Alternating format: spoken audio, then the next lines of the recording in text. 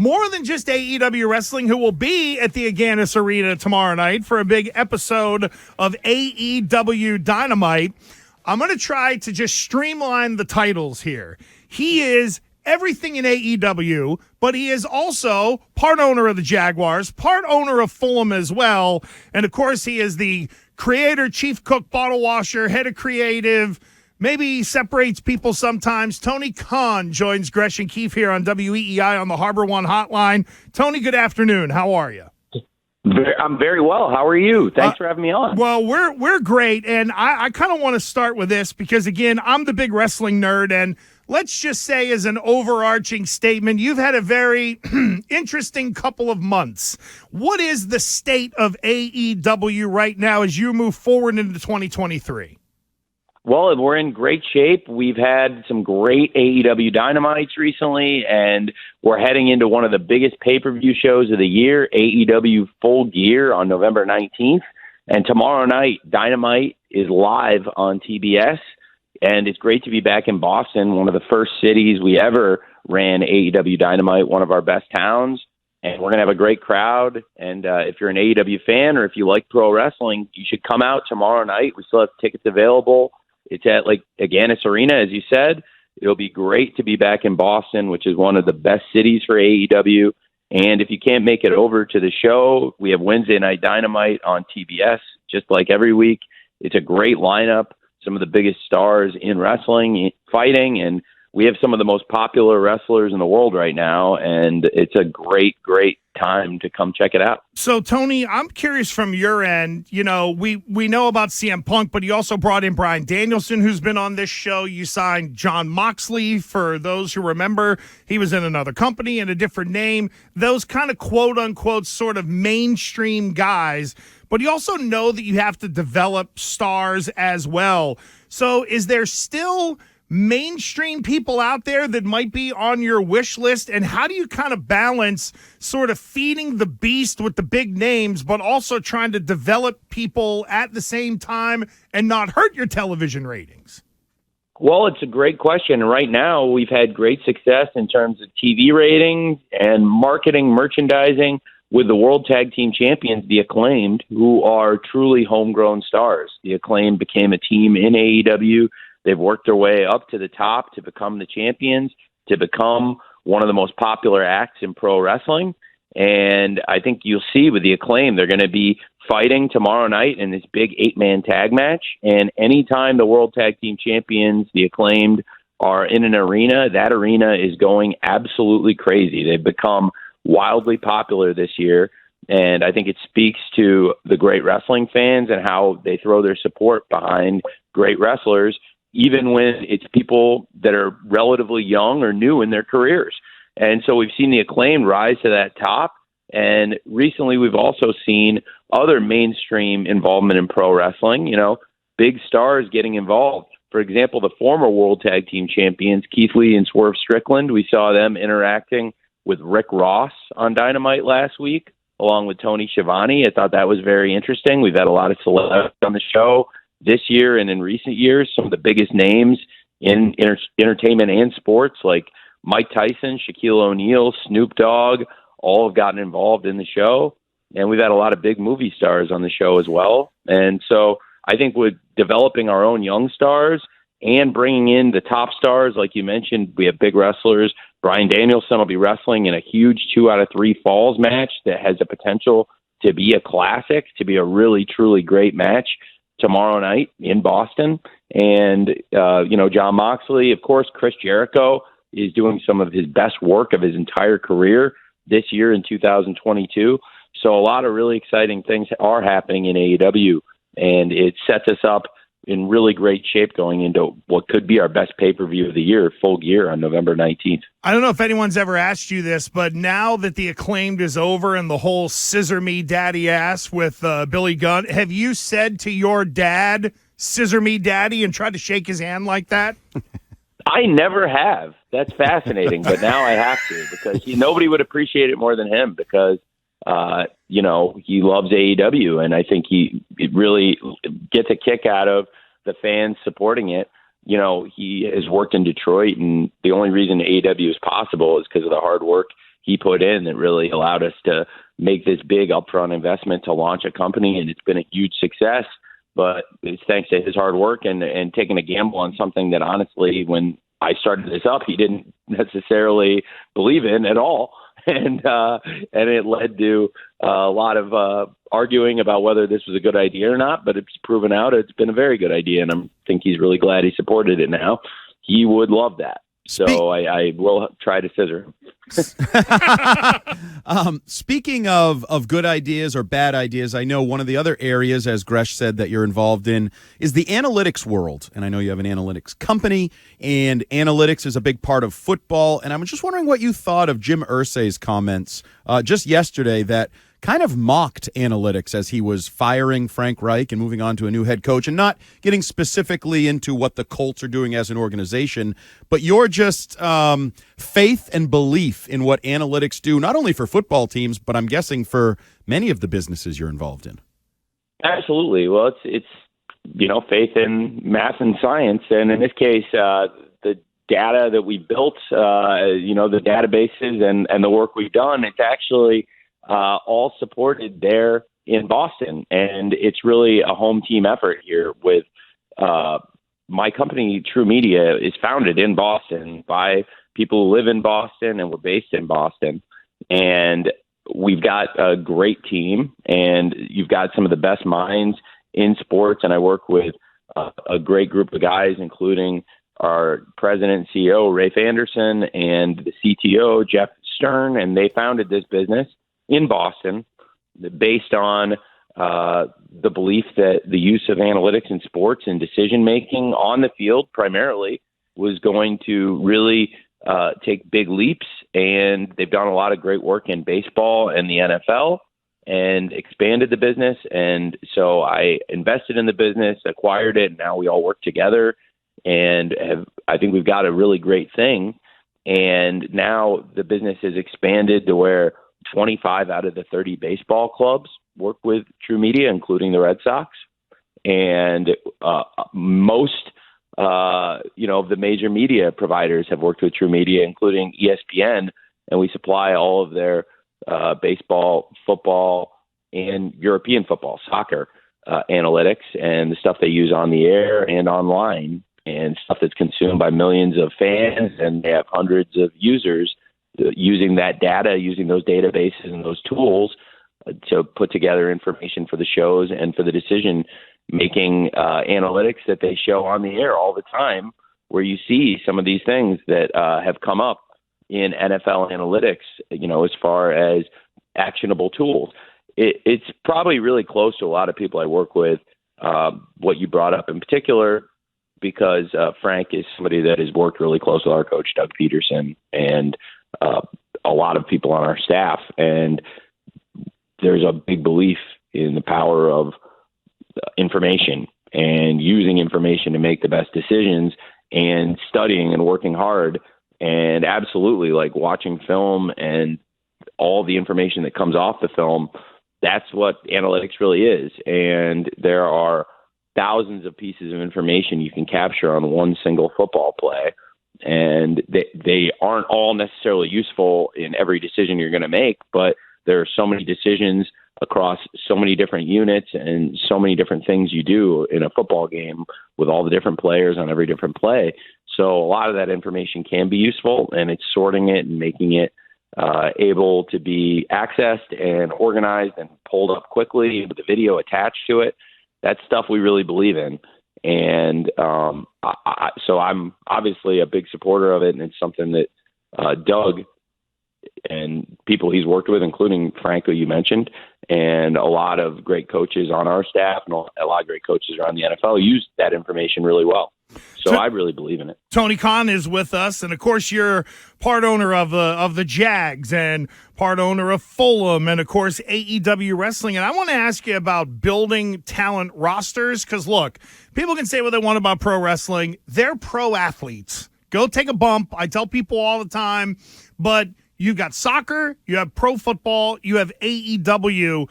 How is roster building similar, different? Sort of what are your thoughts on building rosters for different sports in different ways, but they're all athletes? Are there any similarities there that you look at in particular in terms of roster building?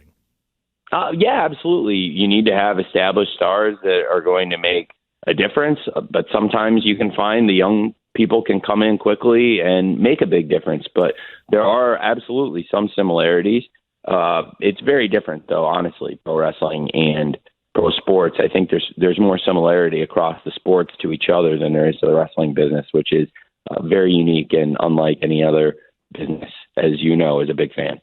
How is the, and I'll use the word juice, I guess, for you, who is intimately involved with the wrestling business and obviously with the Jags in the NFL, how is the juice different for you maybe on the night of a big pay-per-view versus the night of a big Jags win, or where you think the Jags are going in big wins that could be on the horizon?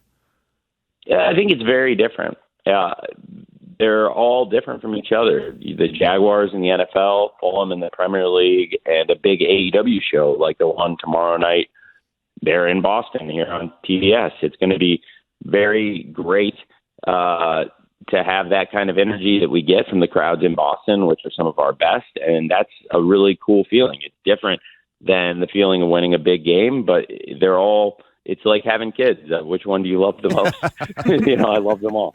And so I think in this case, it's a great chance coming back tomorrow night for me to get one of my favorite feelings in the world, which is when AEW puts on a show that makes the fans excited and happy and brings some of the best stars and some of the best rivalries and has a great show. And I think that's what we're going to do in Boston tomorrow night on TBS.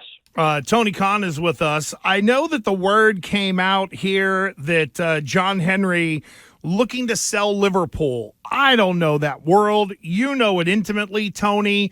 Just from a business standpoint, I mean, we're now talking multi-billion-dollar entities, especially in that world overseas with soccer.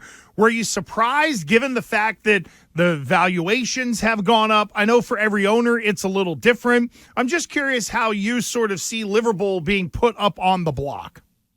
Well, Liverpool is one of the most prestigious football clubs on the planet. It's one of the most prestigious sports franchises on the planet.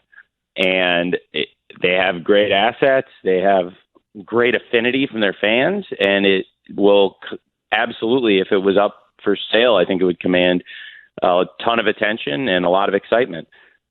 So I really believe the business of the Premier League has grown, and now it's really a very exciting time to be in the Premier League. Fulham, our club, we're having a really great season, I believe. We're off to a very good start, and we have a great squad of players, great coaching that's really come together. So for us, this is our best season and our favorite season so far in the Premier League with our club. And I believe, for anybody who wanted to be in the Premier League, it's really a great time to be trying to join as an investment, but it's also a very competitive league. It's not like the NFL or Major League Baseball or other team sports in America where you join a league and you're a part of it. A lot of people listening might not even know this, but of the 20 teams in the Premier League, 3 get kicked out every year, the bottom 3, and the top 3 teams from the second division come up. So it's a very challenging sport, and it's a very challenging business model for clubs outside of that top sphere that really never are in threat of relegation, those big clubs. And I think the closest comp for that sport in a lot of ways is a sport that's also massive here in America, and that's college football. And it's supported at the grassroots across the country at every level, similar to English football. There's different levels. There's, really different conferences. If you follow European football, you'll see it's a lot of similarities where there's, the bigger clubs, they have bigger budgets, and smaller clubs trying to compete. And Liverpool is absolutely one of those big clubs. This would be the equivalent of an Ohio State within the sphere of the Big Ten, for example, or Alabama within the sphere of the SEC. So it's a really huge thing, and they built a great club, and they inherited a great club and have done a great job of it. So it'll be interesting to see what happens. As a wrestling promoter, I'm assuming you're always scouting and looking for talent. What's your general philosophy on developing crossover talent from other sports or other areas? And as a guy that's involved with the NFL, do you look around the league at all and say, oh, there's a guy that might be a future AEW talent? Calais Campbell needs to be an AEW with that voice, Travis too. Kelce, I was thinking. Yeah. Hey, what are some of those guys? Well, sure. Absolutely. He would be a great one. There's a lot of great football players that I've worked with and know very well that I think would be awesome pro wrestlers. I do think we can scout from those sports, can scout from entertainment, and it's a challenge. You never know when somebody steps in as a celebrity or as an athlete from another sport, how it's going to translate to pro wrestling. Shaq, for example, was amazing. Shaq came in and had an amazing match. He did fantastic. There are other people, other celebrities that come in and they may not have the same athleticism, the same affinity for it, but absolutely, you can recruit people from other sports, and I think there's really something to that. And when they put it together, it's a great feeling. And it's important to have a balance between, I think, the wrestlers who work their way up to this position and the wrestlers the fans know and love, and then being able to bring in some famous people to balance it out and giving them opportunities. And like we talked about earlier, that can help a company like AEW develop or enhance a crossover star. And Tony, last thing for you, because again, you got a busy day. You jammed us in. And we thank you for it. Again, AEW at the Agganis Arena tomorrow night for AEW Dynamite. But I did want to ask you this, because you have opened to wrestling fans the forbidden door. Now, I know you have Daly's Place, and my in-laws have a place in Amelia Island. So I've been at TIAA Bank Field a bunch of times and down there. Have you ever thought of eventually a super show? Like, you own the stadium. You can just say, hey, we're going to book it for this night. Have you thought about using that building on the other side of the parking lot from Daly's Place to turn into a massive stadium show with your stars and opening up the forbidden door? Have you allowed yourself to dream that? Yeah, that would be amazing. I think there are so many great venues and so many great markets. Absolutely. The Jacksonville community has gotten a lot of AEW, and I think Daly's Place is such a perfect venue for us, and we have such great history there that anytime we can bring AEW to Jacksonville, it makes sense to look at Daly's Place. And also, looking across the parking lot, like you said, it's pretty obvious, we have a great stadium there. But another great example would be in London. I think Craven Cottage, the home stadium of Fulham Football Club, is a great venue potentially for wrestling. And we have a number of other great venues across the country that, we've only been to once or twice, so we want to keep going to. And it's great getting up to Boston. I think Agganis Arena has been amazing. I would love someday to keep running shows in Boston, and maybe there's even bigger venues around New England that we could look to run. Fenway Park. Somebody's jumping off the monster. Here we go. That would be amazing. I think Gillette would be amazing. But frankly, the Garden would be great. And so there's so many great venues in Boston. We have such great fans, and it's been great. We've done a number of shows at Agganis Arena now. Tomorrow night is going to be the first time we've been back since developing some of these homegrown acts that have really gotten to the next level, in my opinion. So it's going to be really fun because, for example, the Acclaimed, the World Tag Team Champions, teaming up with FTR, taking on the former champions, Keith Lee and Swerve Strickland, as well as the Guns, Austin and Colton Gunn, the sons of Billy Gunn, which is kind of a crazy family situation since Billy Gunn is now the daddy of the Acclaimed. Daddy ass. And, so it's going to be very, very fun to see that these fans that love AEW, and I think to see the Acclaim that have jumped to that next level, that's going to be really special. To have Bryan Danielson back in Boston, when he came, that was a big moment for us. Now he's in what could be one of his best matches in AEW tomorrow night in Boston against Sammy Guevara. So it's going to be a great time at the matches. And after the live Dynamite on TBS, we're also going to film AEW Rampage, which is kind of a unique opportunity. You'll be at a live show on TBS tomorrow night, but then also we're going to film a great 1-hour show that's going to air on TNT on Friday night. I'm particularly excited for this one because the last time we were in Boston, it was one of the best episodes we've ever done of Rampage. It was one of the best ratings we've ever done for Rampage. And the Jon Moxley versus Wheeler Yuta number 3 match, their third match that really got Wheeler Yuta to the next level, that is, I think, arguably the best match ever on Rampage. And it was there in Boston at Agganis Arena. So I'm pretty excited to come back also. And if you stick around, go to Dynamite, stay for Rampage, and you'll be able to see yourself live on TNT then on Friday night on that show when it airs. So it should be a lot of fun, and I really love coming up there. I'm excited to fly up later tonight and spend the night up there.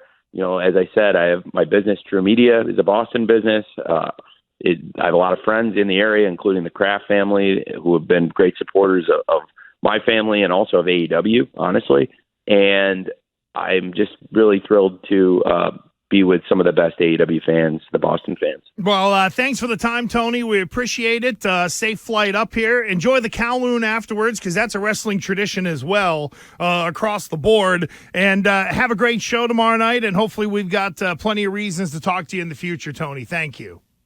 Thank you for having me on, Gresh. I really appreciate it. Hopefully see you soon. Very good. Good stuff. There goes Tony Khan.